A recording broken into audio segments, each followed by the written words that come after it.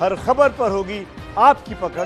Download कीजिए ABP live app. 119 और 116 Nitish plus और तेजस्वी प्लस में महज अब 3 सीटों का अंतर रह गया है। बहुत तेजी से यूपीए गठबंधन तेजस्वी के नेतृत्व में आगे बढ़ा है और उस लीड को, उस मार्जिन को कम किया है जो एनडीए के खाते में थी, जो नीतीश कुमार के खाते में थी। और शायद इसीलिए इस वक्त नीतीश कुमार के घर पर एक अणे मार्ग पर पटना में एक महत्वपूर्ण बैठक चल रही है, जहां पे नीतीश कुमार मौजूद हैं, सुशील मोदी मौजूद हैं, नित्यानंद राय मौजूद हैं, संजय जायसवाल मौजूद है, भूपेंद्र राय मौजूद है, आरसीपी सिंह मौजूद हैं। और ये तमाम वो बड़े नेता हैं जो इशारा कर रहे हैं कि कुछ ना कुछ एनडीए तैयारी कर रहा है, किसी ना किसी तरीके से एक बार फिर बिहार में अपनी सरकार बन जाए। राखी ने हाथ उठाया। राखी, पासवान के बारे में और केसी त्यागी जी सुन भी रहे होंगे, वो कह रहे थे अपना बंगला उन्होंने नष्ट किया, लेकिन नहीं, बॉलीवुड के बैकग्राउंड से आए हुए हैं चिराग पासवान। हमको इस चुनाव में चिराग पासवान की स्पॉइलर की भूमिका को बहुत सीरियसली देखना होगा कि वो कैसे उभरे हैं। हमेशा कहते रहे चिराग कि मैं अपने पिताजी की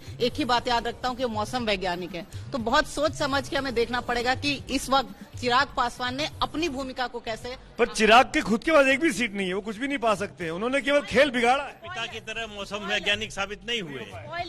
वो उनको उनके हाथ कुछ नहीं लगा, सिवाय इसके कि वो कहें कि बदला ले लिया हमने। सुमित जी, संगीता जी बताएंगी इस चुनाव का जो रुख है वो 31% मत जो एंटी इनकम्बेंसी वोट है, जो अदर्स के पास जाता जा रहा है, उस वोट ने सारा रुख बदल के रखा है।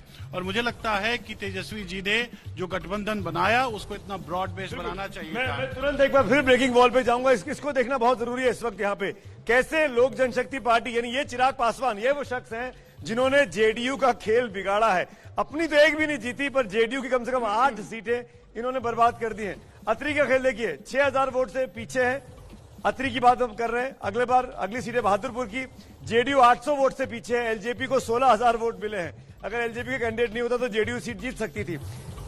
बहादुरपुर के बाद बात करते हैं बनियापुर की, वीआईपी 30,000 से पीछे है, एलजेपी को 32,000 वोट मिले हैं। यानी यहां पर अगर पासवान का कैंडिडेट नहीं होता तो फायदा हो जाता एनडीए को। जेडीयू 14,000 से पीछे, एलजेपी को 19,000 वोट मिले बेलसंड में। ये बेलसंड सीट की बात कर रहे हैं। किस तरीके से एक एक सीट पर चिराग पासवान की ऐसी 8 सीटें हैं जिन्होंने एनडीए का खेल खराब कर दिया है। अलौली की बात हो रही है, 8,000 से पीछे, एलजेपी को यहां पर 15,000 वोट मिले हैं। ये सब दिखाता है।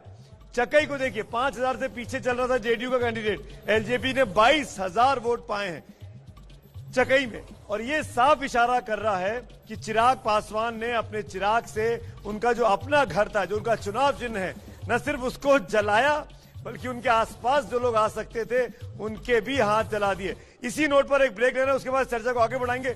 तमाम खास मेहमान हमारे साथ मौजूद हैं। बिहार में मैच अभी खत्म नहीं हुआ है, सुपर ओवर की ओर जा रहे हैं हम लोग।